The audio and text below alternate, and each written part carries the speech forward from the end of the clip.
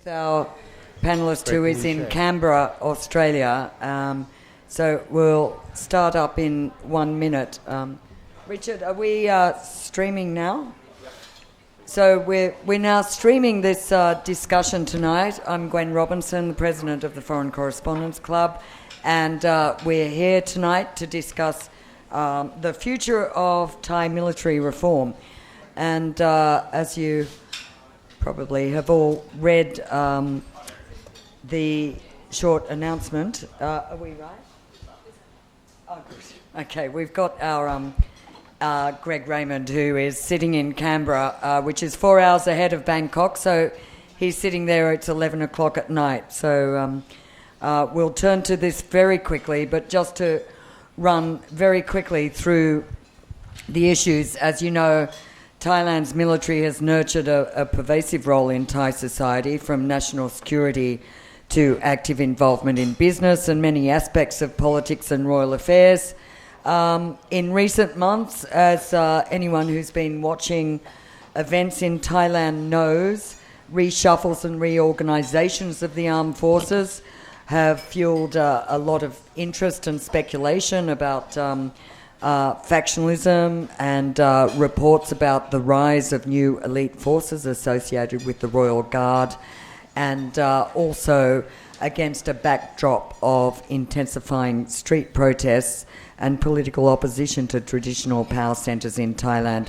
I think the role of the armed forces, in a way, is more crucial than ever, not only to security but to the maintenance of power structures in the kingdom.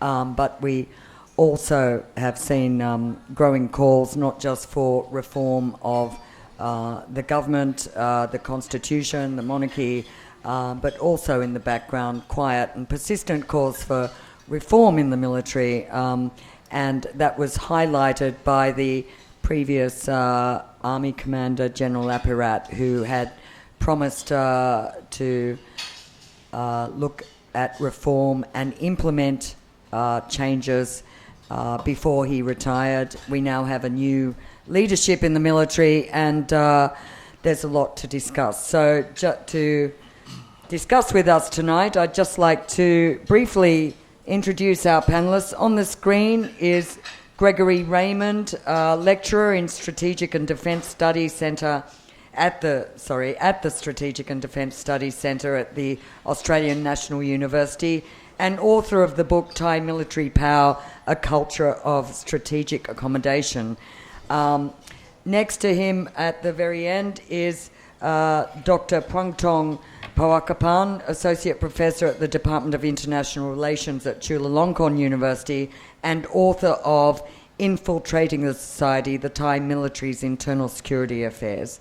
And next to her is Paul Chambers, who has come from Pitsanulok to join us tonight, Special Advisor for International Affairs at the Centre of ASEAN Community Studies, Naresuan University, and he is author of the forthcoming book, Camouflaged Khakistocracy, Civil Military Relations in Thailand. And you'll hear more about that book when he launches it, we hope, here.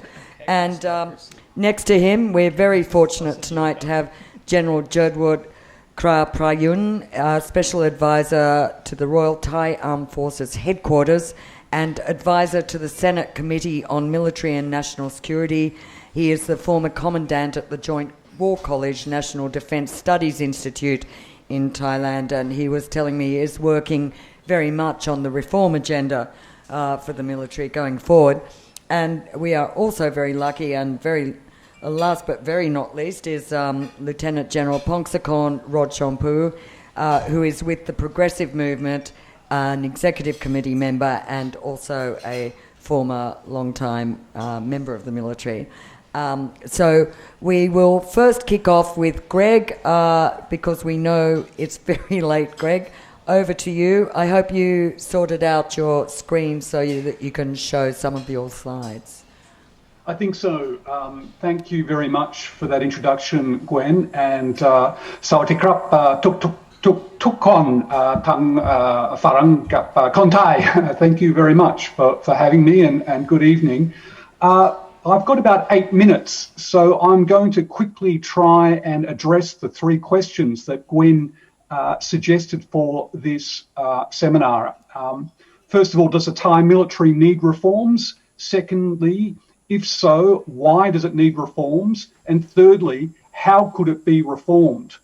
So my answer to the first question, does the Thai military need reform? My answer is a very strong yes. My answer as to why is that the capacity of the Thai military to fight wars against other militaries is not as strong as it should be and not as strong as it could be. And this is partly because of its military procurement system. Now, I know that there are many other issues confronting the Thai military, such as conscription, such as the new reforms involving the monarchy and so forth, but I don't want to talk about any of those tonight. I really want to focus on this question of core business. It is the core business of the Thai military to fight wars against other militaries. This is the reason why the Thai military purchases combat aircraft, tanks, submarines, and aircraft carriers. These items are expensive. They're not just there to protect one individual. They are necessary to fight other militaries. So how well has the Thai military done in fighting against other militaries? I would argue that if you look across the course of the Thai military's history in conventional operations, Thai units, when inserted into coalition forces, have performed extremely well. But when Thai commanders have commanded Thai forces, the results have been not as impressive. Now, let me just put up a screen here. I'm showing you a picture of 3 lovely hills up on the Thai-Lao border, north of Pitsanulok. This is the site of quite a fierce battle that was fought at Ban Rom Glau in 1987 and 1988. This was a high-intensity conflict where Thai forces were seeking to wrest back territory, 3 hills at Ban Rom Glau. But things did not go well. After sustaining heavy losses, Thailand was forced to sue for peace.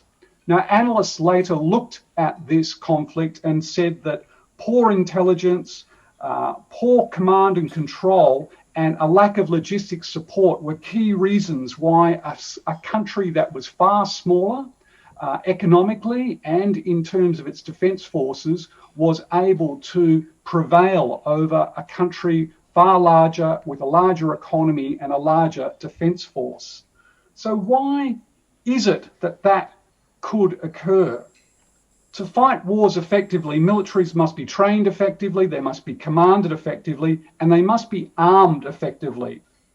To be armed effectively, militaries must spend the money they receive as wisely as possible. When we look at the system of acquisition of arms, is Thailand acquiring arms as effectively as possible today? I would argue that it isn't. Let's look at 3 cases where I think Thai military procurement has failed, and in some cases failed spectacularly. In each case, there is little evidence, however, that the Thai military has sought to address the underlying systemic reasons for the failure. Many of you will have heard of the case of the GT200. This was a fairly shocking waste of 800,000 Thai baht of taxpayers' money and an acquisition which put the lives of many Thai soldiers at risk. The GT200 was a device that was intended to detect bombs. The Thai army used the device to try to detect improvised explosive devices in the 3 southern border provinces where many Thai soldiers have died from IEDs. In 2010, the device was exposed to have been a fake. Now, Thailand was not the only country to have been deceived. Nonetheless, if the Thai military's procurement processes had been effective, especially through testing before purchase, the fact that the performance was no better than random chance should have been detected. But perhaps what is more disturbing is that as recently as 2018, the Minister for Defence, General Prawit, refused to accept responsibility and continued to claim that the military had done nothing wrong. There was no attempt to investigate what had gone wrong or to try to reform the procurement process to ensure that such a procurement did not occur again. The purchase of the aircraft carrier Chakri Narrowbet is another example of mismanagement and perhaps even ineptitude in defence procurement. Entering into service in 1997 at a cost of 17 billion Thai baht, the operational capability of the Chakri Narrowbet declined very, very quickly. Within 2 years, none of the Harrier jump jets were operational.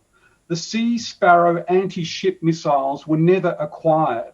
The vessel could not have survived any combat situation. By 2012, the vessel was rarely put to sea. It has become essentially a tourist attraction and occasionally a royal yacht. Yes, the vessel was used after the 2004 tsunami, but essentially there are much cheaper ways to do humanitarian assistance and disaster relief. If we look at this procurement, there appears to have been a failure to budget for the life cycle and maintenance costs of the aircraft carrier. Now, to my knowledge, there has never been any review into what went wrong with this procurement. And it does make me share the concerns of the Thai public that the procurement of the submarines from China may not also be conducted with the necessary planning and foresight with regard to the maintenance of that operational capability. The third example I want to look at is the procurement of combat aircraft. Here I'm not focusing on any one procurement, but I want to look at a pattern of procurement. If we look at the period between 1980 and 2009, we see that the Thai Air Force procured 6 different types of combat aircraft in 10 separate purchases. Now, if we look at a country, a different country, my own, a country with a far from perfect procurement system, but a much bigger defence budget, we see that Australia made purchases of 3 types of aircraft in 4 transactions. So what is the problem here? There are 2 problems. Firstly, an aircraft fleet that is made up of many different aircraft types is wasteful because each requires different maintenance systems, different training systems, and different logistics systems. This is expensive and wasteful of precious resources. And secondly, the problem with many small purchases is that there are many more opportunities for corruption and for graft. To conclude, there is a lot of evidence that the Thai military procurement system is systemically weak.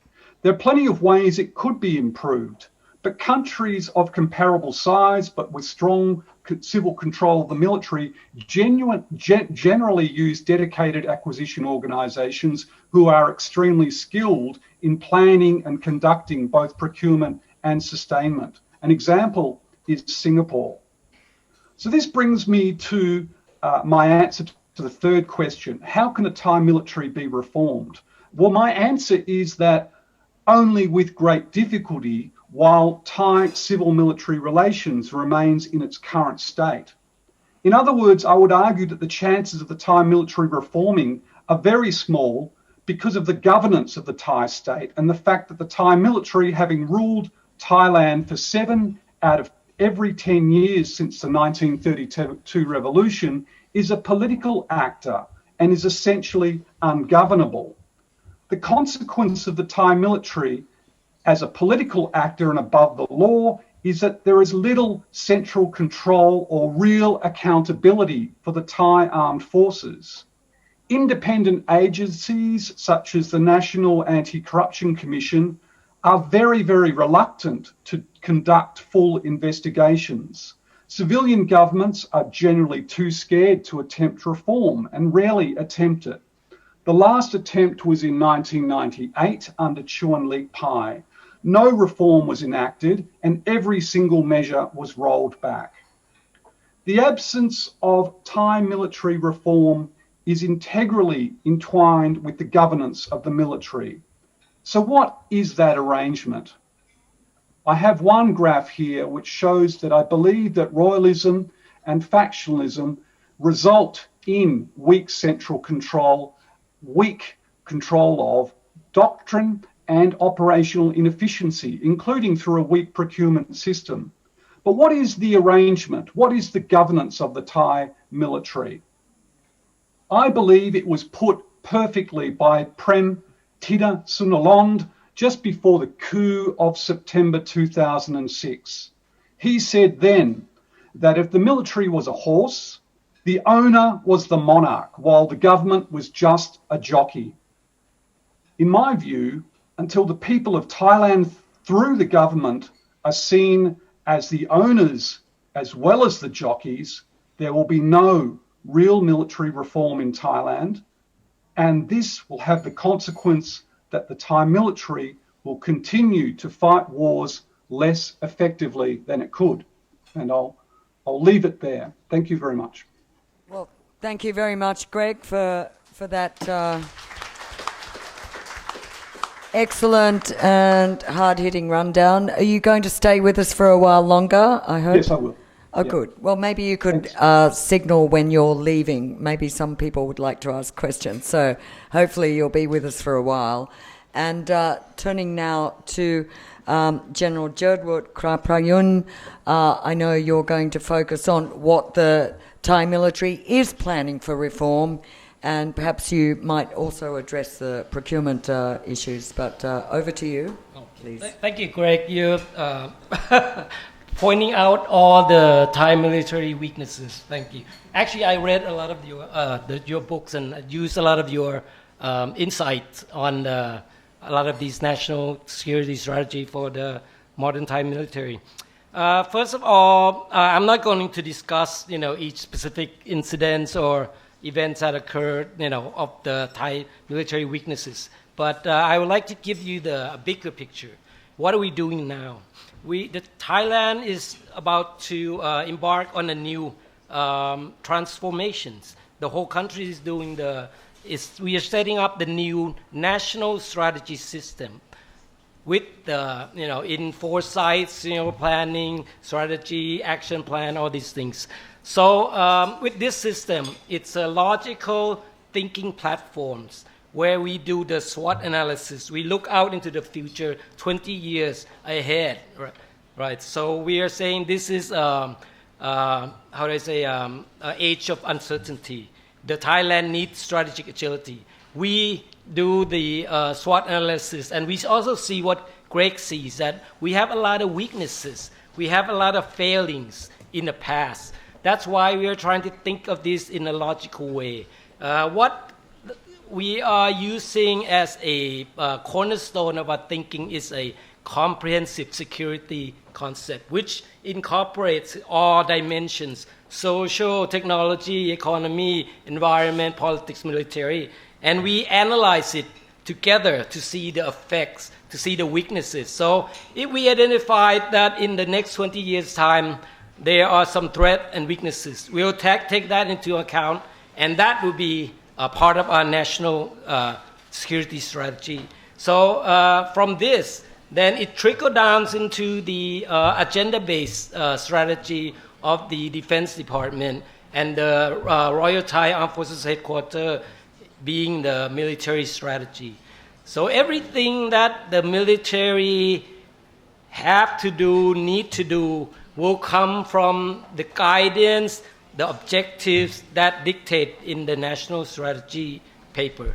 And it is not a plan, it is a system of analyze, of planning, of implementing, evaluating, and all these things.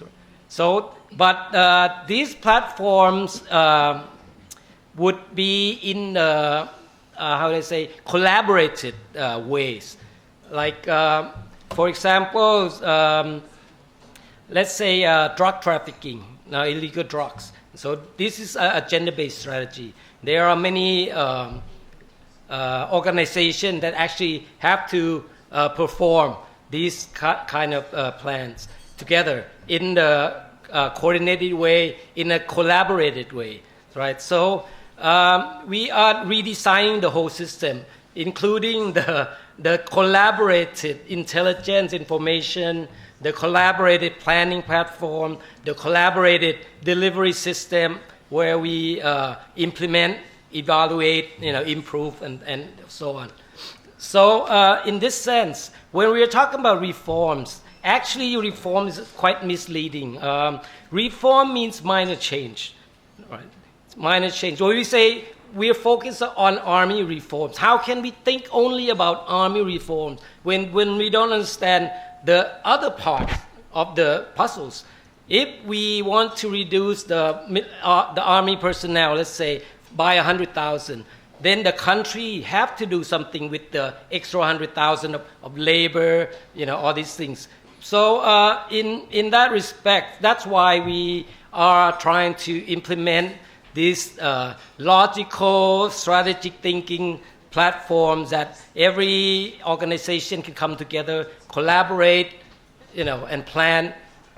And to be fair, the present national strategy had some limitation at the start because the system is not there yet when these strategy were drafted. But the way that we are trying to implement and design the system is that it would be, it would be actively participated by the Thai society. So the Thai society have to have the ownership of the strategy. In that respect, it will be in a deliberate democratic principle way. So in the future, we are looking into distribution of power to the local community, to the tambon level. The national strategy focus on tambon level. So we will plan from the tambon upward, downward, two ways. Also, we will evaluate the effectiveness of the strategy at the tambon level as well. So this is a part of the plan that is ongoing. The organization that actually responsible for the national strategy is NESDB, which is formally it's concerned only about economics and social aspect, but now they have to look at the whole picture. And as you know, NESDB is not military minded. They are not military personnel. They are not military control. So let's say for procurement, we have problem about procurement, just like what Greg has mentioned. The way that we are dealing with this is with this national strategy, military strategy. Now our procurement would be collaborated at the very top level. So there would not be any procurement that are, not visible, not transparent. The public can check, the public can participate, all these things. It's coming. But the system would be fully functional in the next 2 years' time. So now we are designing, we are correcting. I'm doing today, this afternoon, I had a meeting with all the Defense Department, military, armed forces, and we are talking about this. We're talking about procurement, we're talking about joint doctrines, all these things will be happening. But after the next 2 years, after the whole system will be start operational and functioning, I think it may be 1 or 2 years in this year inertia because of a new organization, new startup. We're not sure if we can do the capacity building, fully in these next 2 or 3 years. There's a lot of new things, new capacity that we need to be successful in having these capabilities. Oh. I think maybe that's. Okay, would you like to say, I wasn't clear, would you like to say, you're saying it's a new organization that will be set up, as in a separate... We're talking about a new national long-term strategy system, right? I think similar to maybe Singapore. Right. Okay, maybe you'd like to elaborate on that a bit later. We'll move straight on now, I think, to Paul. You are next, and thank you very much, General Judwood. I'm sure that what you said might raise a few questions, but we will, and to remind everybody watching, we will be taking questions over Facebook as well. If you're watching, just post them or from the floor. So to our next speaker now. To you, Paul. Okay, thank you very much. I'm third in line, and I really like Greg's talk, and I really am happy to hear from General Judwood about the changes and reforms. Yeah, sure. So I do have some slides. Let's see. Okay, so I think we put Greg stays on the top of the screen. No, he's gone. Oh, okay. We'll get back to you, Greg. Okay, I'm still here, actually. Yeah. Is that, yeah. Just bear with us. Thank you. Okay. Okay, yeah. And while we're setting this up, I think I'd also just like to remind people that we have a couple of other interesting programs in the next few days, and one is tomorrow, the launch of a report by Freeland on wildlife trafficking illicit funding flows and how they can be used for the good in the ASEAN region. That's at 1:30 tomorrow afternoon. That was a short ad break, so over to you now, Paul. Okay, thank you very much, Gwen, and thank you for having me. I'm happy. It's great to be here. So I'm going to delve right into this. There's a lot of questions we could ask, but I'm not going to ask them all. Just first off, we can say, hey, there's a lot of people out there right now who are demanding military reform. Why? Why are people calling for military reform? Well, there's a lot of reasons. First, we can say Thailand's military has, historically overshadowed democratization in Thailand. There have been so many coup attempts in this country that certainly there are people who want to see some changes in that situation. Also, we have to admit that in the past, there have been military actions against demonstrators. Specifically, if you look at 1992 and 2010, you had soldiers going up against protesters, and especially the situation in 1992, I think, really tainted and tarnished the image of the military, which led up then to the security sector reforms, both under Prime Minister Anand and under Chu and Lik Pai. Something else similar to that happened in 2010. Moving on. Another reason why people want military reforms, well, there's this growing, gargantuan, somewhat opaque defense budget in the midst of an economic crisis. Actually, since 2006, there's been a 140% increase in the defense budget. So some people have questioned why that needs to be. However, within the military itself, there are always calls for some sort of military reform because security sector reform improves efficiency and streamlining, and it saves money. So, of course, it's very important. But then other reasons for military reform, there have been revelations of alleged corruption and abuse by some senior military officers, including in human trafficking, for example. Then, of course, there's been abuses in militaries of conscription and the treatment of recruits that Amnesty International recently came out with a pamphlet on this.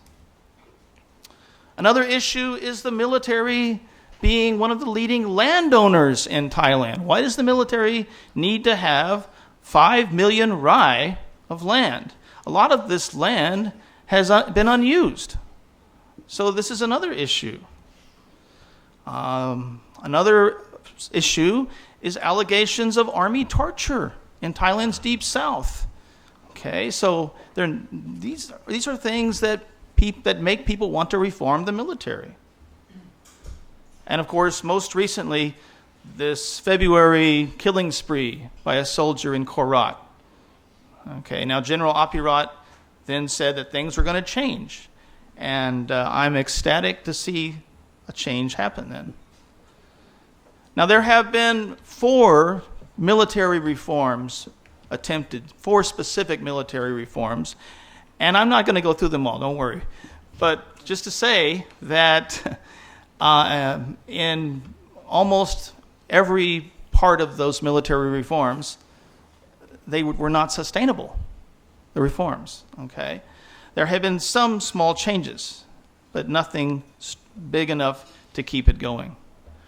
What has hindered military reform? Of course, you could say the inertia of a bureaucratic leviathan amidst frail democracy. All these governments come and go, but this strong, powerful bureaucracy of the military continues on. That's going to hinder reform. Number 2, there are crises necessitating a strong military, such as crisis of insurgency during the Cold War, also the crisis in the Deep South right now, insurgency. So it's going to be difficult to make reforms when there's a need for a strong military. Number 3, there's opposition clearly from some very powerful actors who benefit from no military reform. Okay, I'm going to skip over some slides that, don't need that maybe. Okay, so I know we're going to... This is very tantalizing, Paul. No, but I have other things. What we're missing. Okay, what are the needed reforms in the Army? I think there needs to be some really important reforms.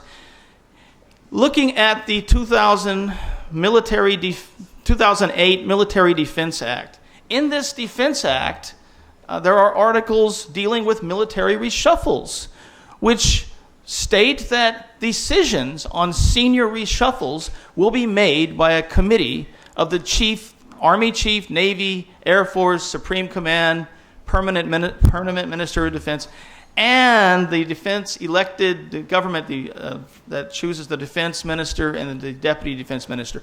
Clearly, this committee is not a committee that is prone to elected civilian control, because most of the people on the committee making the decisions for reshuffles are not elected. Okay, so this needs to be changed. Also, the 1914 Martial Law Act, Article 6 of that act places military authority have superior authority over civilian authority. Civil authority shall act in compliance to the requirements of military authority.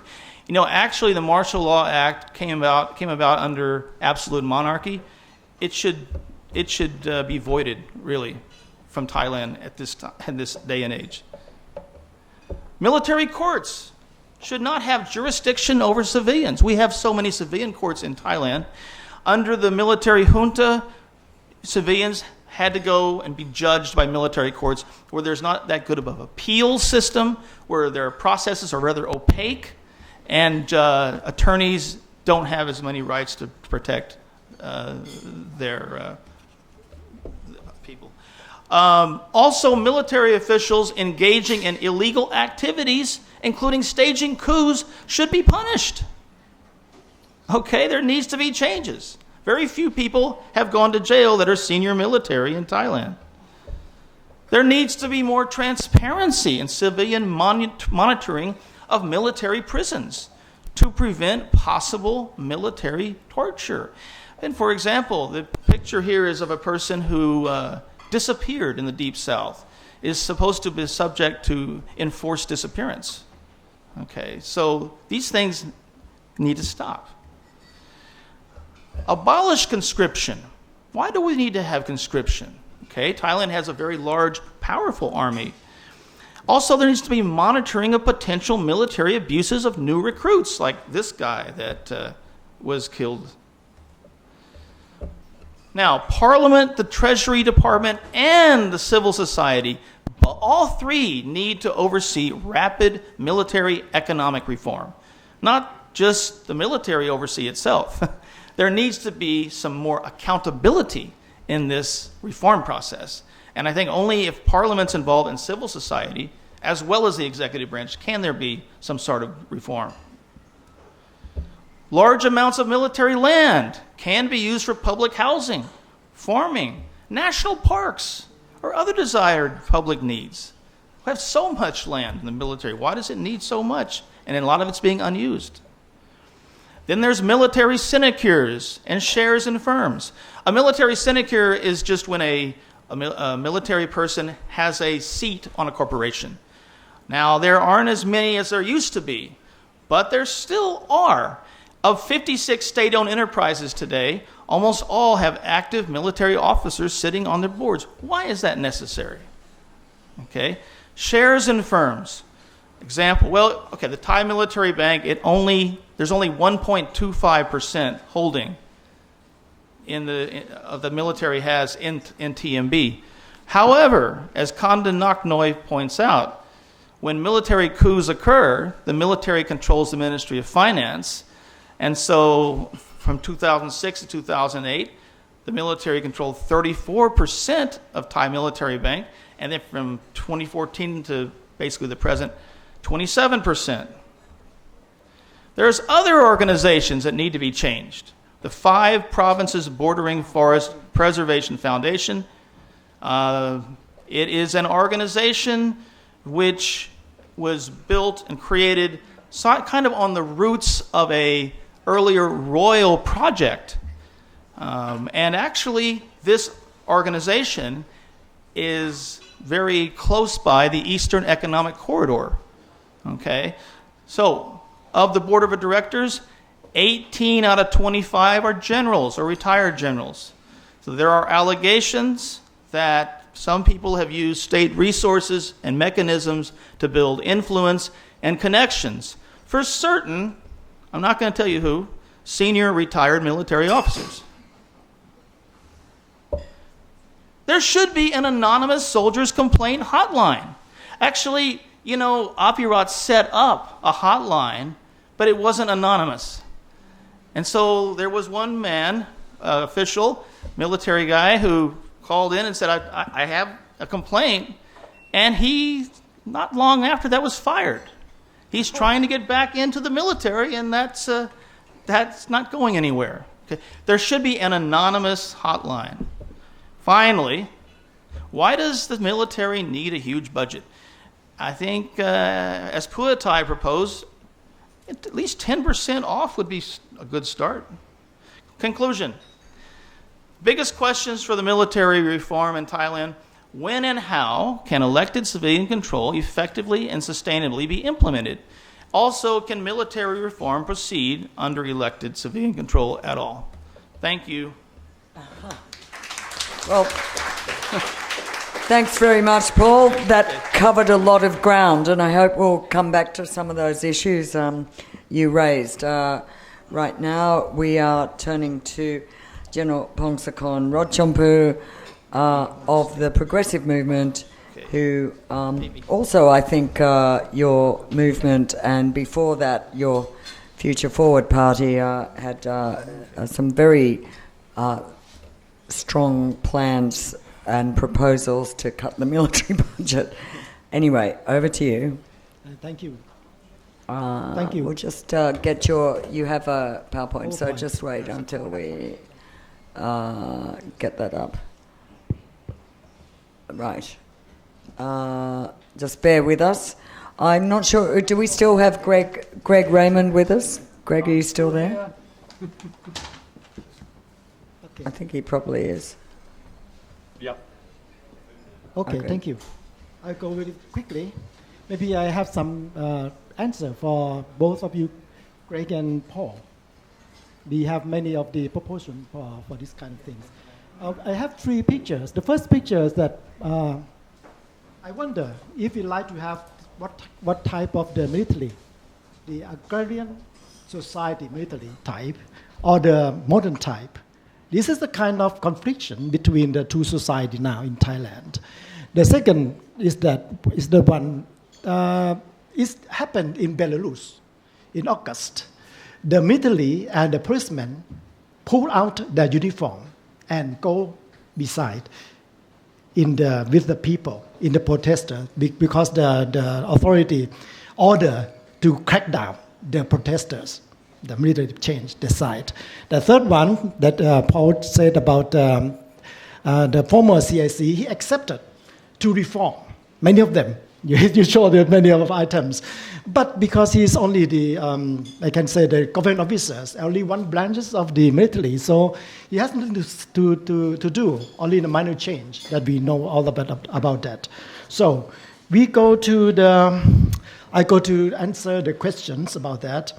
Why do we need to reform it? The phenomenon back. Okay, the phenomenon. Okay, we start with the global society of Thailand. We have the poor economic equality from the poor of the income distribution. Why? Because some of the people, if you see from of many of the reports, the richest, many of them, 20 or 30 of the families, they can get wealth double or triple. This is the fact. This is the first one. The second one is the political turmoil with military intervention. Explicitly, 13 of the coup. Or implicitly, when we have the incident, the press go to the CIC, not go to the government. You can see this is the kind of effects. And the suppression on people's rights and freedom, which pulling down the economic and political development, particularly democracy, all the time for that 13 coup. And the abuse of power and justice. Why?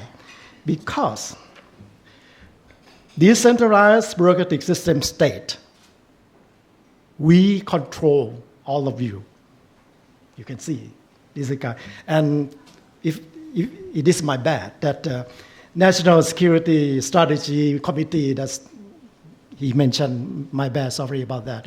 This is the artifact of the former Soviet Union that control everything back to the grassroots of the people, but it's not work.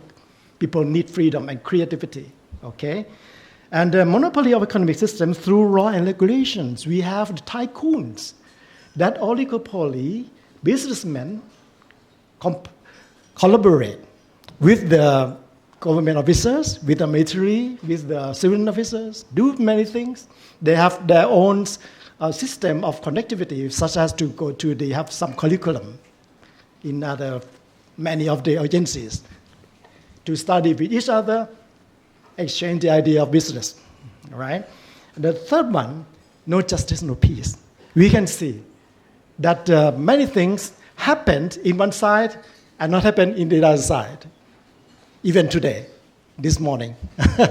That's something. That's the phenomenon. Cause of this kind of thing turned the society to be very turmoil, right? And then who? The driven of the have over the have-nots. We have 3 portions. The first portion is the tycoons that I told you. The second one, the military. A third one, the follow the military, is civilian. The organization, the agencies, they follow as a group of the people that control this country and led by the military, because it has arm, they're armed. So the people believe them. And the military have the shadow political party. It's one party. Not the military, it's a party, political party that's so powerful and armed. And this military is the front line of the bureaucratic regime. So this is the autonomous organization, very powerful. And So we need, what do we need to change, to reform? We need the consent from the parliament and a very strong and ambitious government to do so. So we go to our policy. Sorry, that's a former or late Future Forward Party, abolished already. So okay, we go to the procedures, 9 procedures, very quick. One, starting with the civilian control over the military, we have to take 1 year to amend the act, amend the law, something about that. Going to have the Joint Chief of Staff under Ministry of Defense, it's like the Germany, and the Joint Logistics and Procurement that we answered, both of you, Greg and Paul, about the procurement, and a single juristic person, that this power is withdrawn from the military to the MOD, Ministry of Defense, in order to have the civilian control over the military, absolutely. And we have to amend the martial law division that Paul said about that one. The military politics ministerial regulations. We have the regulation that you need not to talk too much about the politics. Actually, you cannot talk, but everybody talk, right? So we have to amend and put the penalty 1 year as in the US. Now, no penalty, only some kind of agreement or something only to condemn, or that's it. And military movement allowance should be on the level of the cabinet, should be on the level of the government, not by the military headquarters themselves. This is the way to change the management of the military and keep it intact, like international standards all over the world. We should start with this kind, the civilian control over the military. Not so easy, but we have to. The second one, when we start that things, we can reduce the personnel from 330,000 something to 170, half. By what kind we can change? We change the personnel or the people intensive to be the technology intensive. Use technology instead of the persons. So that we can use the high technology, use the drone, many things of them, instead of walking around somewhere. And we can reduce the generals from 1,600 to 400. The third one is a support structure. The armed forces responsible only for, we call it education and training, it's combat readiness or preparing. But the cabinet or the government is on the using of the force, not the military themselves. So we call it combat operation. This kind of thing can stop the coup because you cannot move. We have 2 or 3 items that the military cannot move because of this one. The fourth one is suspend the military conscription that Paul said about this one, and promote the voluntary smart soldiers, reduce the numbers, increase the power. I don't have the time. Just see. Just see. We're going to give them the career path from the privates, 5 years to the corporal, 5 years to the sergeant, 5 years to the lieutenant, 5 years until they reach the 40 years old, and the lieutenant colonel. They can start with the 18 years old, and we accept both men and women up to 40 years old, because we did a decommission on 45 something, okay? We give them the vocational study and have the pocket money to go out after retirement at every level, so it can attract them to join the military. And the fifth one is the transparency of procurement system. How? Only to provide. This can be the policy we can start within 3 months. Invite expertise, people, and correspondents as yourself to join, to participate in the military procurement in every stages. So we know the price, we know the markets, we know how to, which weapons is better, suit for Thai society, something, all right? And this is how to purchase. And in the organization, we have the durable articles, everything, daily use. We use it like an eBay or Amazon. You can buy it online with a credit, no money. You cannot touch the money. So this is kind of can get rid of the corruption. The sixth one, military budgeting, decrease military expenditure fiscal year to 2%, like in EU standard. And increase, that Paul said about the land, we have many of land, increase another 2%. Why? Because the next one, the seventh one, we go to the welfare of the personnel and family, mainly lieutenant colonel and lower. Give them the long life housing for active and veterans, healthcare insurance, accident insurance, children scholarships, and loans for is the pocket money to have the extra jobs to do a living. 8, defense industry. Because of the money also, we can set up the R&D. We can have our own cellular lines and technology by ourselves because we have to have our secret. Not chop everything and everybody knows what the capacity of this one. No, it's not good. And the offset technology means that you buy something and you have to have a technology transfer. As in Indonesia, they have the offset from the South Korea, and South Korea has this offset from Germany. This is the only things that we can have our own capabilities, not to buy things. That's not good. The ninth, and this is the last one, last but not least, ending the patronage system. How to make a coup? You have to have your subordinate that you trust. So we get some kind of network of cooing. How to coup, how to manipulate something, right? So we impose the merit system. You can appoint only 2 levels below you. Okay, see, maybe the chief of staff can appoint only the army area, 3 stars. 4 star can appoint only 3 stars, something like that. And before you can pass to have this appoint, you have to pass the qualification from your, I call it portfolio, the way that you're doing the things, the way of your capacity, the ways of the mind of intelligence, something. So we can, everybody will be very happy about that. I talked with the regiment commander. He said that if so, I need not to go and have the breakfast with the superintendent, only live with my company, only with my regiment, and look after my subordinate, something, okay? And the other one that Paul mentioned also, the general inspectors appointed from the parliament. This is the one who can follow up what's going on in the armed forces and investigate the abuse of power of the commander or any petitions from anyone. No need to fire the guns. You go to them and they manage it out using the power of the parliament. Okay? Outcomes.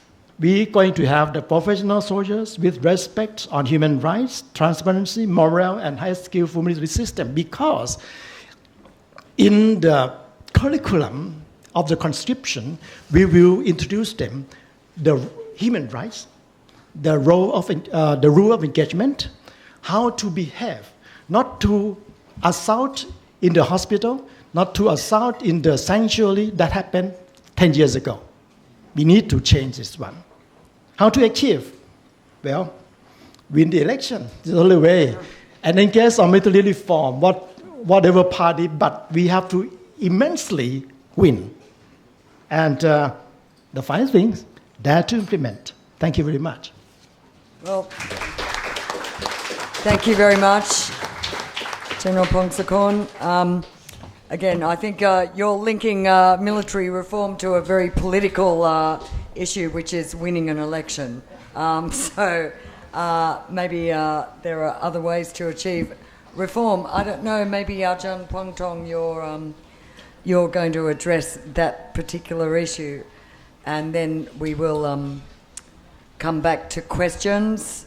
So please, if you have queries, you can send them in on Facebook or ask them from the floor after Ajahn Pongtong's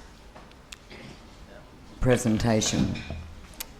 which is up and running there. Thank you, Gwen, and thanks for having me again. I will begin by getting straight to my proposal for reform of the Thai military. Then I will explain my proposal later. Okay. My proposal has 3 points only, and all of them focus on the Thai military internal security affairs, as is the focus of my research. The book is forthcoming, possibly in early next year, January. I would like to note that when I'm talking about the internal security affairs, it doesn't limit to the role of the Internal Security Operation Command or the ISOC, but all branches of the armed forces, be it the Navy, the Air Force, the Supreme Command, the Army, have been involved in the matter. But of course, the Army and the ISOC have dominated this area since the counterinsurgency period. So the first point of my proposal, redefine the country's national security threats to distinguish between the traditional threats such as border security, external intervention, terrorism on the one hand, and the non-traditional security threats on the other. Second point, remove all civil programs and their allocated budgets from the armed forces. Third, dismantle the ISOC and its operations. These 3 points are interconnected and must be done all together. What are civil programs of the military nowadays? They involve rural development and construction works, economic programs, natural resources management, counter drug trafficking, counter human trafficking, disaster response and mitigation, promotion of self-sufficiency economy, promotion of tourism, promotion of special economic zone, Thailand economic competitive advantage. All this have nothing to do with military. Also, they are involved solving social disunity, polarization of Thai politics, mass organization and mobilization, indoctrinations, mass surveillance, psychological operations. All these issues are included in the missions policy and strategic plans of the military and the ISOC. This is a picture of the civil works of the armed forces. Let's look at the budget of the Ministry of Defense for the fiscal year of 2009. There are altogether actually 10 policy programs, but about 6 or 7, it depends on how you consider it. At least 6 policy programs were socio-economic and political affairs. Here, the first one, the red line, in the left alphabet, building reconciliation among the people and restoring democracy. This is politics, about political polarization that has been going on for over a decade. Second, solving problem in the 3 southernmost provinces. This domestic internal security issue, but of course you may think that it should be the military may think that it should be their role. Third, combating narcotic problem and influential people. Fourth, improving public health. And these are the agencies of the armed forces that involved in this policy program. And this is the value of budget they gain each year. The 5th policy program, structural improvement of tourism and service sectors. The 6th, keeping internal security and order, meaning defending the monarchy. All these branches of the armed force involved in this policy program. The 7th, 8 are about external security. The 9th one, preventing and restoring public and natural disaster. This is not military in nature. Okay, quickly, let's look at the budget for the year 2018. All those in red have nothing to do military. It's all about socio-economic issues, enhancing security of the institution. So in the year 2018, 9 out of 15 policy programs is about socio-economic and political affairs. Let's look at this. It's extend to something like development of special economic zone, development of Eastern Economic Corridor, development of transportation and logistics system, enhancement of domestic economic strength and sustainability, expansion of tourism and service revenue, did we ever know that military had been involved in this affair for many years? Let me give you a short example about the reclaiming of reserve forest operation, the โครงการทวงคืนผืนป่า in Thai. This program began about a month after the NCPO junta staged coup in 2014. Several thousand families nationwide were forced out from the forest immediately, and 2 months later, the junta introduced a master plan which aimed to reclaim and increase the forest area up to 10 million acres nationwide within 10 years. However, the NCPO pushed forward the reforestation program, which included plantation of commercial trees, and in order to facilitate the big corporates, General Prayut executed Article 44 to amend the National Forest Act so that it was easier for the private company to cut and to transport the private grown trees without going through the red tape. This happened in the name of sustainable management of natural resources and environment. Promoting tourism by the Army Tourism Promotion Office. I just know that, I just learned that they have this office. They're promoting a visit to the military camp, like the Army land in several provinces in Thailand. Maybe FCCT should organize this tour. Let's see what they have. Let's see how they spend our tax money. Okay, now the mass organization and mobilization, I will like to focus a bit more on this issue. This is a very important one. Forming paramilitary and armed civic forces based on people living in the area was part of the counterinsurgency operations. The best known rightist group during the counterinsurgency period was the Village Scouts and the Red Gores Krating Dang, which involved in the massacre of the student in 1976. There were many more during that time. Many of them no longer exist. Some with official status still exist and active. They were under different ministry, but ISOC has power to lead and command all of them. Okay, let's look. There is a group, Defense Volunteer Corps. It established in 1950. Those in the blue uniform, the National Defense Volunteers. They are still active. Military Reservists for National Security, established in 1981. This program called Volunteer for the Village Development and Defense Project. It's established since 1975. They have training program. The picture that I show you on your left is a training program for the folks in the communities. And these units have village. This program had village defense unit, the militia attached with it. Each unit have about 10 militia. Now they are reviving Village Scout. The banner you see on the top was produced in 2016. The banner says training program to promote democratic governance by using the Village Scout method. This is what happened. The banner is for the Surat Thani province in the south. The one below in Sukhothai. This in 2017. We have the ISOC now have so many temporary civic groups. These groups are mainly about the community leaders and business people. I will go quickly. Okay. They also have this ISOC program of developing a security network for executive. People in participation project, the Piper Eyes Network, information network of the people participation for security. The target groups of this program are civil servants, local journalists, high school and college students, community leaders, and ordinary folks. They have these trendy groups, Big Bikes Club and the Off-Roaders Club. This is a picture of the group called the Thai Big Bikes Loves the Nation, ISOC.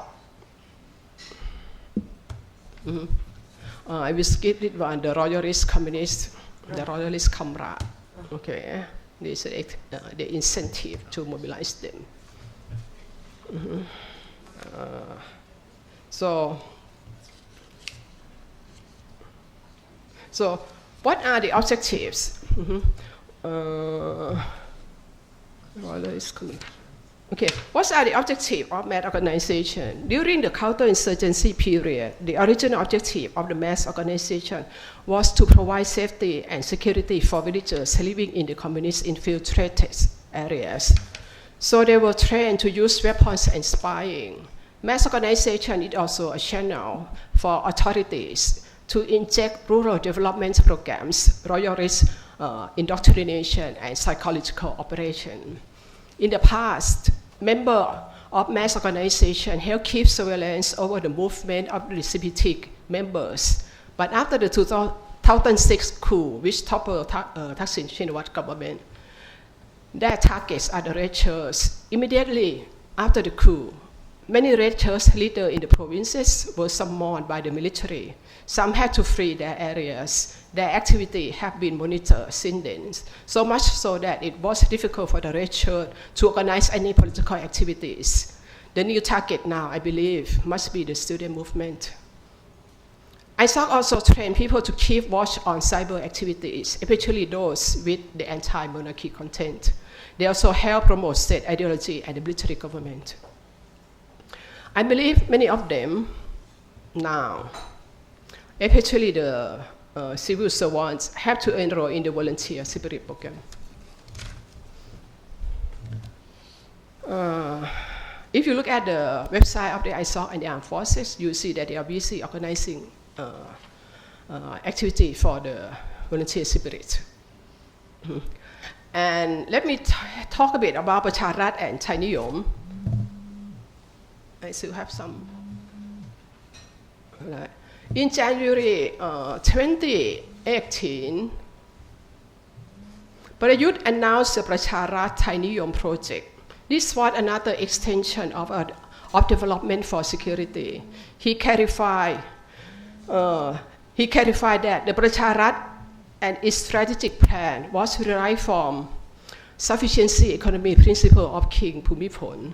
The government then set up learning centers for sufficiency economy in over 43,000 villages nationwide. They went deep down into the community. I look at its handbook. It emphasizes on indoctrination. It provides instruction of how to change people's mindset on politics and their way of life, such as people should practice sufficiency economy principle. People should the trainer should educate people the importance of voting for Kondi or good people, not to sell their vote, to keep watch of corrupt politicians, to promote Thainess, to educate people of the flaws of Western democracy and the importance of Thai-style democracy. And we all know that the discourse of Kondi is to counter the electoral politics. Again, ISOC is in charge of the training class of all villages nationwide. All these programs are the legacy of the counterinsurgency era. They have been invigorated since the coup in 2006, and even more greatly after the coup 6 years ago. What is the source of their legitimacy? I will go quickly. The Constitution since 1978, the role of the military include apart from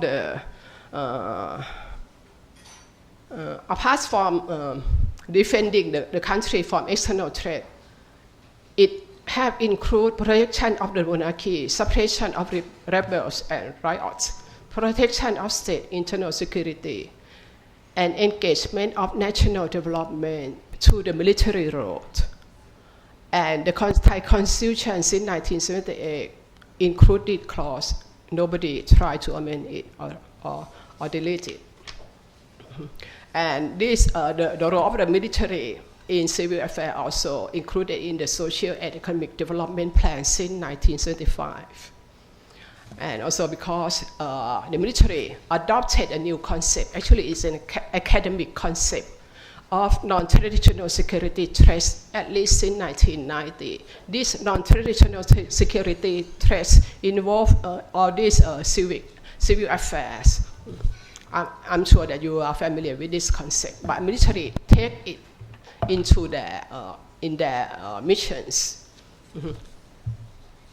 And another legitimacy is the Internal Security Act of 2008, which was the product of the government of General Surayut Julanon, which came to power after the coup in 2006.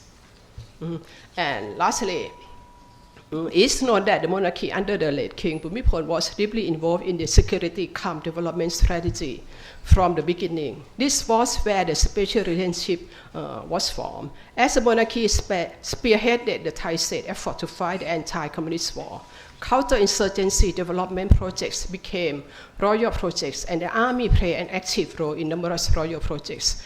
While thousands of royal projects earned King Bhumibol a great moral authority and a title of Kasat Nak Patana, or the development monarch. The military adopted the title Tahan Nak Patana, development soldiers. Okay, I should conclude here. Yeah. Okay. That's it. Yes. Yeah, can I conclude just? Yeah, sure. Okay, sure. just 2 minutes, okay. Yeah, 2 minutes. Okay, More time for thanks. questions. The military civil affairs projects seem political and beneficial to the society, but in the normal time, they allow the military to build up a good public image, and in the time of crisis, they could be turned into surveillance and manipulative apparatus of the old power against electoral politics and to entrench military control over the society. Politicians and the public appear to be unaware of such danger. And there was no attempt to reform these political weapons of the military. So the non-traditional threat should be the responsibility of civilian agency. The military can involve in the mitigation of or solving the non-traditional security threats only when they are called on by civilian agency. Formulating a sustainable policy and comprehensive strategy in this complex world should be comprehensive, but the military should not lead or dominate the operations because they have no expertise and tend to politicize the matters. And remove all civil program and their allocated budget from the armed forces is important. If you cut down all these civil program, you can cut down the military personnel and budget. They should not be allowed to carry on mass mobilization, mass surveillance, indoctrination, and psychological program. Nor should they take part in economic development projects, for they have no expertise. Dismantle the army-dominated ISOC. No democratic society should allow a military-dominated organization to lead and command civilian agencies. Internal security affairs should be the responsibility of the National Security Council, which should be dominated by elected representative and civilian agency with good expertise. Thank you. Thank you very much, Ajahn Pongtong, for a very sweeping and hard-hitting presentation.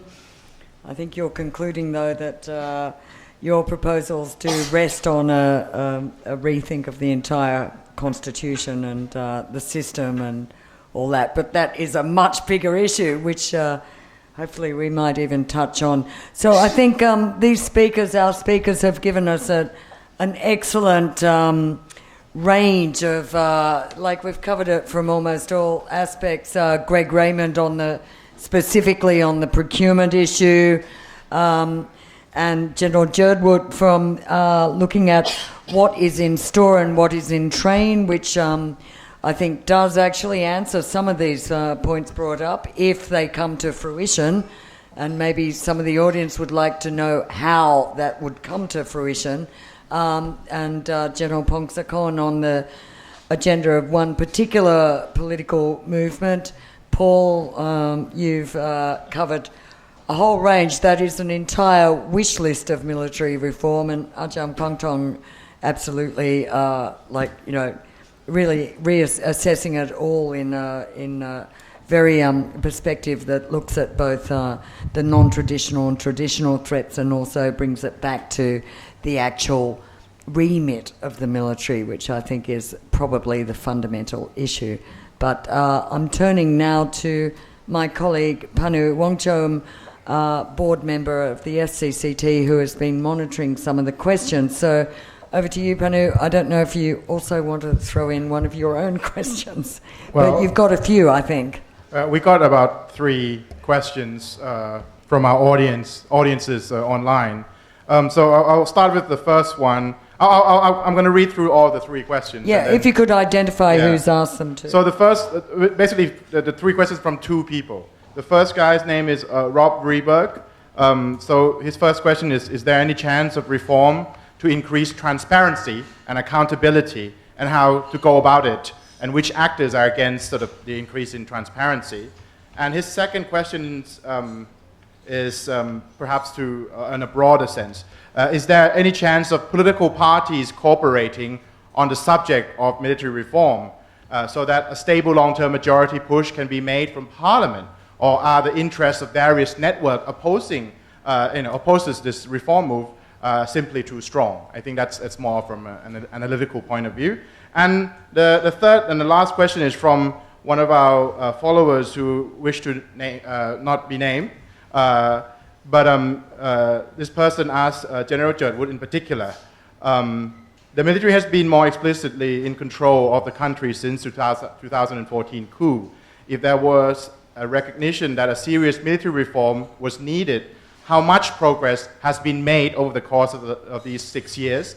And why is the national planning system still 2 years away? Has any progress been made at all? And if not, how can Thai civilians have confidence that these planned changes will ever take place? Thank you. Thanks very much, Panu. Well, perhaps, I don't know, General Jodwood, you're looking very engaged there. Could we... Right. Could we... I mean, I also wondered why... I mean, it was very interesting what you said about the progress that has been made on reforms, but then when you said it will take at least 2 years and then another year or 2 to actually implement, and you suggested there might be a whole new structure or a new mentality, but why would it take 2 years? First of all, we know that there's so many reform plans online that we are actually following and trying to implement.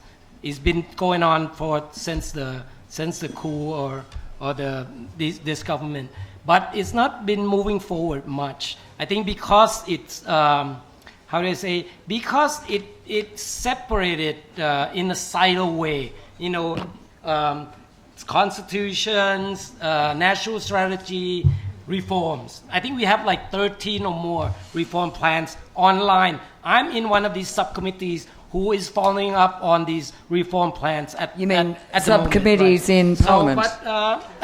But to be truthfully, what I had mentioned before is that we are implementing a new national strategy system. This is an overhaul transformation of all structures, of national policies, including all national security agendas and plans, right? But this system is not finished, right? Now we are designing, we are correcting, we are implementing some parts, you know, the intelligence part, the planning of how do we implement, how do we deliver the goal, the way that we're going to do it. So in this aspect, that's why I said that, but right now we are doing 3-level planning. Level 1, level 2, level 3 is a strategy, it's a functioning ministry base. Level 3 is a execution base, you know, tactical level and things like that, right? But these all are going on now. It's not finished. The level 3 planning with the action plan and the budget will be finished, I think maybe by the end of this year. So after the end of this year, you can go look at all these details of these planning, reforms, improvement, whatever, but not just for the past and the present problem. We're looking into the future, 20 years, 30 years problem as well, right? We are not using traditional, non-traditional thinking anymore, right? We are using comprehensive security concept. Everything can be in security arena. If we see a threat If we see a weakness, reform is to correct some of the weakness, past, present, and future. So in this aspect, we are creating a new logical thinking platform where all stakeholders come together and think about this. I can argue with the professor about all the things that she says, but how do you know who's right? How do you know who's right? The way that we know is that's why we are trying to set up this planning, analyzing platform so that we actually have a logical thinking together on what's the best for Thailand, what the military you can do for the good of Thailand. That is the point. Can I just ask, when you say we, though, who is we? We is we're talking about the, whole of nation approach. Right. I mentioned before that the military is not responsible for the national strategy. It's the NESDB, it's a civilian organization. So in this aspect, what does it mean? It means that the civilians are control the military. The military strategy comes from the national strategy, come from the national security strategy. They are told what goal they need to do. They are been given the guidance that what they must be capable of, what capability they must have to conduct things for Thailand. So you are the advisor on the parliamentary committee as well I'm for the Senate. So does that mean that you're saying that politicians are also involved, or are you saying that politicians are also involved? Yes, of course. To be successful, to be sustainable, the national strategy must be, owned by the Thai society. It means that the Thai people must have the ownership or feel that they own the strategy. They know about the vision. They want to pursue their own objective, goals, agenda, or whatever together in a continuous fashion. Not every time we change the government or change the politicians or change ministries and things change, plans change. We don't want that anymore. We see the example of maybe China, South Korea, Japan, where they actually have a long-term strategy. But I guess not the U.S. We were looking into many a format or things that we can use for our own system, but it's not very easy because we're looking into a 20-year policy where we elect the administration every 4 years. So it's quite difficult. This is a new, it's a new system of administrations. So we need to have that legitimacy by making the national strategy a deliberate democracy process where people participate. Like I mentioned before, we are planning that the people can participate, maybe similar to a Swiss town hall meeting at the Tambon level with the new 5G, digital transformation, open transformation. These kind of things will help, these things that I'm talking about occurs in the future. But let me make the timing clear. Because of the budget planning, so we cannot do this immediately. We need the budget to be online with our action plan. That will occur in 2 years' time. After 2022, you can check that all these things will come. The things that I'm mentioning to you will come online. But to be fully functioning, I think it would take more than just the budget in line. You need, it's a new method, it's a new mindset. All these things will take time to actually make it running. We can crawl, walk, and then we run. Right. Initially, we cannot run. That's very interesting. And before maybe we turn to General Pongsakorn, but can I just ask very quickly, do you see any change in this vein coming this year? Is there, can we expect any change in this coming year? No, I'm saying to you, General Jedward. Yeah. Because you've made it clear that it'll take a couple of years, but can you see any change coming this year? The national strategy dictates whatever we need to do for the next 20 years. It will be 5 years, 10 years, 15 years, 20 years plan. The same with the military strategy. So there will be a time and task related that we need to be doing, so that we know that we are progressing in the right direction. If it's not, then we'll have to correct, we have to implement, we have to change plans as the situation goes. It's not a fixed plan. There's no plan that are fixed. Everything is changeable up to the situation or the environmental scanning. Right. Now we have just announced the new,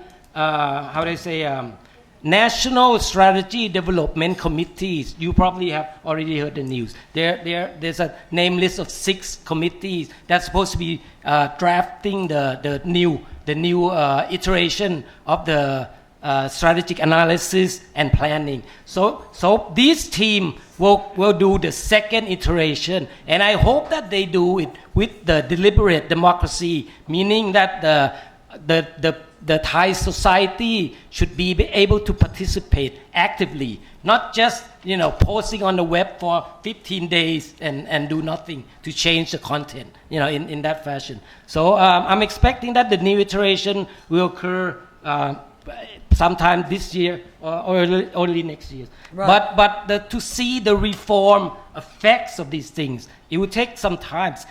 You mean major transformation is not easy, as you know.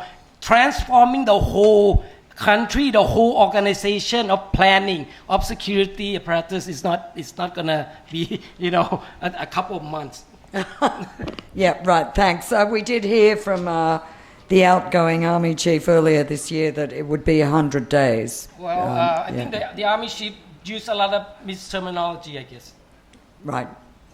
Thank you very much. There were, back to those other 2 questions, maybe General Pongsakorn and also the Ajans, if you have thoughts, but there was the question of if there's any chance that political parties would cooperate on military reform, and we have seen a parliament that is kind of quite paralysed in a way, a lot of parties, so many parties, and very little cooperation or unity on some of the key issues. Also, we can come back to this other question of any chance of reform on transparency, and we can also take questions from the floor after that. So if you do want to ask a question, I suggest stand up near the microphone. But over to you, General. Okay, thank you. If we start with the transparency that I told you, we can invite every part of the society, as maybe in Ministry of Defense in particular. We invite the people, we invite the expertise, we invite the correspondents to the procurement in every stages. This is transparency. And everything, we have the word, open government. That means everything, you have to open everything. No secret at all. And the people, they have the ability to know what's good for them. So if you start with that, if you like to do anything, you have to have the linkage to the people, to the one who vote for you, who the one who pay the tax for you, who the one who own this country, not anything else. Not depends on the technocrats, not depends on the businessmen, not depends on civilian society, civilian servants. No, you have to go directly to the people, ask them. Right. So how about the potential for cooperation of political parties, because you're involved with a political movement? Yes. Again, how much are you prepared to cooperate with Palang Pracharat? How much are you prepared to cooperate with? The people voice. Last election, no one talking about the military reform. No one talking about the suspend the draft and have the volunteer. But we started to do this so. And many of the parties agree and use us use our policy implicitly to attract the people. So no, not the party, but the people themselves. You have to stand up and talk and speak up very loudly, so the party will listen to you. And this suppression will give the party direction that the people need it so. And then they can group together and have this policy all together. Right. So can you see any particular cooperation between the Move Forward Party and Palang Pracharat or Bumjai Thai or any of the others in Parliament? I don't know exactly, But we have the draft, the act in the parliament about this ending of the drafting, and have the volunteer soldiers. So it's still in the parliament. It's up to them. But if you keep quiet, if you silence, nothing move. You have to speak up. Right. Thank you. Do either of you have anything to say on that before we turn to another question? I just want to say that in the past, there have been efforts at security sector reform and military reform, and these efforts have sometimes almost been successful, but only because the military's image became very tarnished or tainted, allowing for change to occur. So, for example, in 1946, after World War II, then Priti Panomyong was able to begin this enormous security sector reform. Of course, that ended because there was a coup. But then again, late 1990s, there was again a big security sector reform effort on the heels of the fact that the military's image had been tainted in 1992. So you almost have to have an image tainting, something that's very destructive to the image of the military, to begin to have reforms toward elected civilian control. Right. That's interesting. So you're saying like bad events are good. And also, I just want to say there are reformers and wonderful people like the two here who are present in the military or retired who want changes, but the military as an institution has so much bureaucratic inertia. How are you going to make changes, especially when you have civilian governments that come and go? So it's easy just to wait around, for the military waits and continues on and remains unchanged. Right. Well, we've had a sign of hope here tonight, but we'll have to wait 2 years to see if that's... We'll have to wait 2 years. What? Can I continue? Yeah, very briefly. Yes, how they say, how does the U.S. control its military? By military strategy. So the military strategy have to be submitted to the parliament, to Congress. So this is how you actually control democratic military. So it is the same thing. Before, we do not yet have the national strategy system. Once the national strategy system is up and running, the military strategy have to be dictated by the national strategy. So in this way, the military strategy includes two big plans. Plan for the use of force, the deployment of forces. Two is the plan to prepare the force or prepare the capabilities. So this is how you control the military. You control the capability, you control how they're going to use the capabilities to do whatever. But this will be decided not by you or me.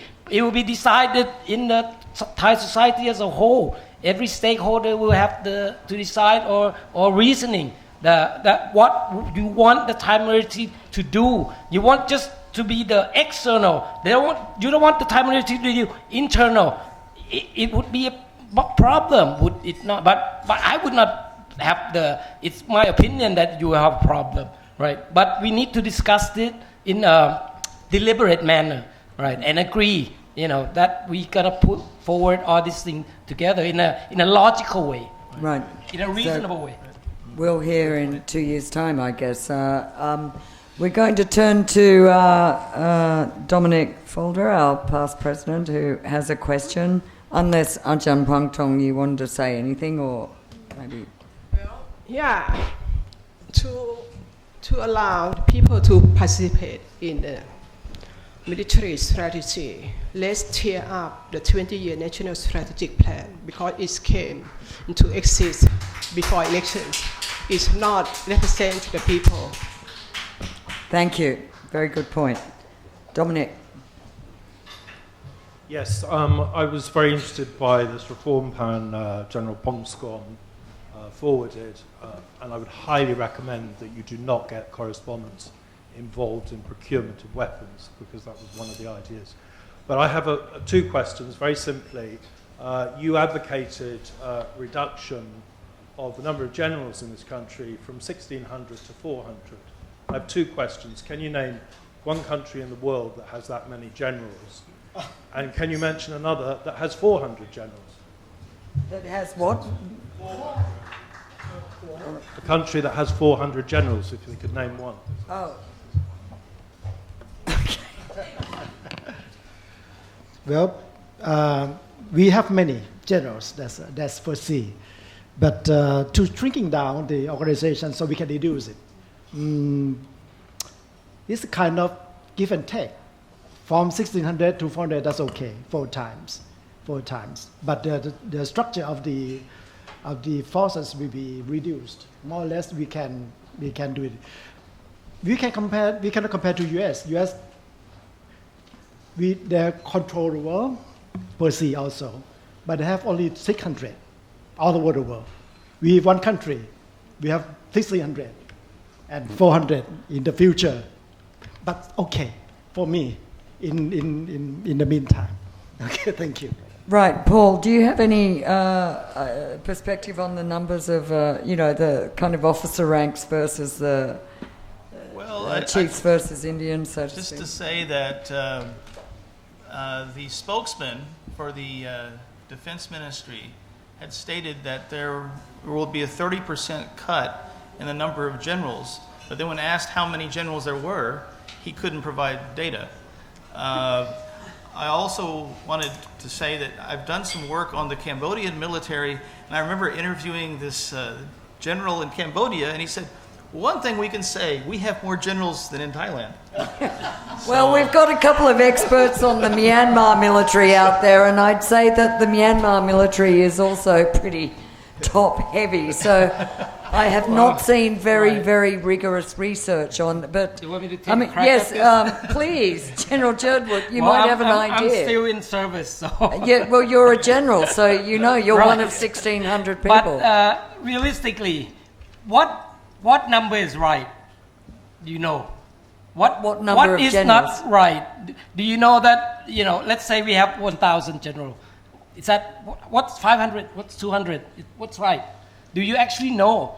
And our system is obviously different from the Western Army because the Thai, since the Cold War, we use Thai military mainly for internal operations. We don't send our military outside much except for peacekeeping nowadays. Now we have, a unit in South Sudan doing peacekeeping operations, but we are not sending to the Gulf War, to all these things. We are doing internal operations. The U.S. established Homeland Security for what? Our ISOC is exactly the Homeland Security Organization that we're using to operate many things internally.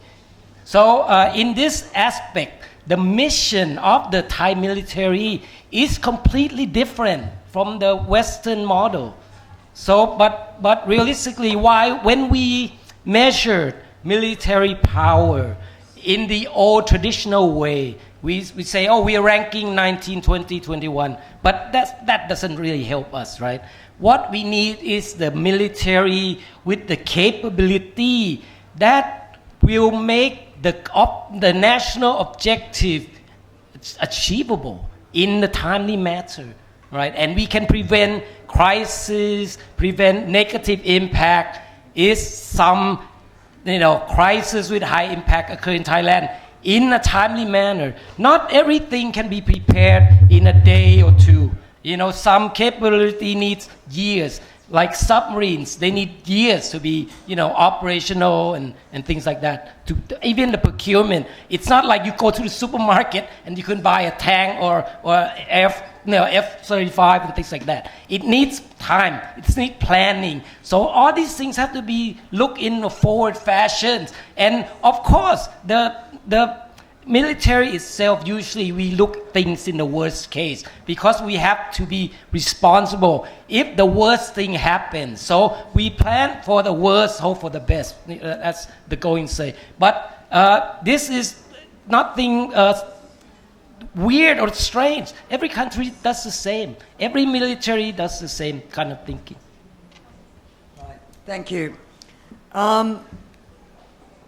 Any of our panelists would like to add to that, or otherwise I think we will. Oh, we have one question there. Yes, I So think I'm going to talk please about identify the elephant in the yourself. room. Yes, I'm Carole Isou from a French newspaper, Libération.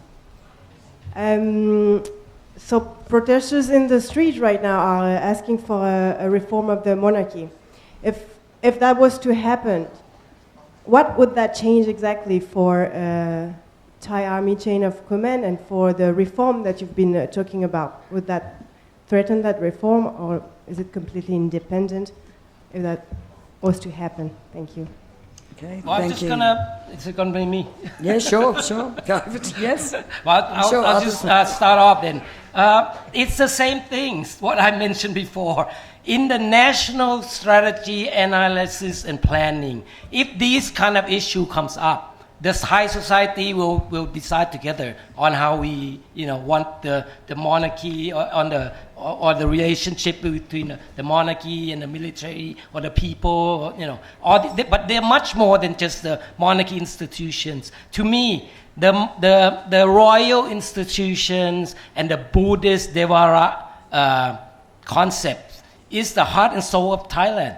Its history, its custom, its traditions, everything is there. The moral values of the nation come from the royal institutions and the Devara Buddhism. That's my view. Would anyone like to add to that on the panel? Is there likely to be any impact on the military chain of command? Paul, yes. All I would say to add to that is, Thailand is a special case country. We talk about elected civilian control, and that is something that people want to achieve. But Thailand right now has civilian control. I'm not saying elected civilian control. There is one civilian. So there has to be some changes, perhaps, if we want to have more, military reform. Right, thank you. That is quite a relevant comment. Ajahn. So I think thanks to General Churchwood for confirming my hypothesis that the internal security affairs has been a raison d'etre, a reason for being of the Thai military for many decades. And another issue is to reform the Thai military, you have to build the military as part of the network of the power. To be able to reform it systematically, comprehensively, the whole regime must be weakened. Thank you. Right, thank you. So I think on that note, we've really covered a lot of ground tonight, and I think had some very substantial discussion. I'd like to thank all our panelists for really very, very high quality discussions. I'm sorry we lost Greg, who sent his apologies, but it is now actually nearly, it's 1 a.m. in Sydney, Canberra, and thank you to each of you, and I feel that we really discussed some very important issues tonight. So, and thank you everyone for coming tonight. Please keep an eye on our website. Thank you. Military medicines ไม่ครับบอกว่าไทยฐานไทยบอกเก่ง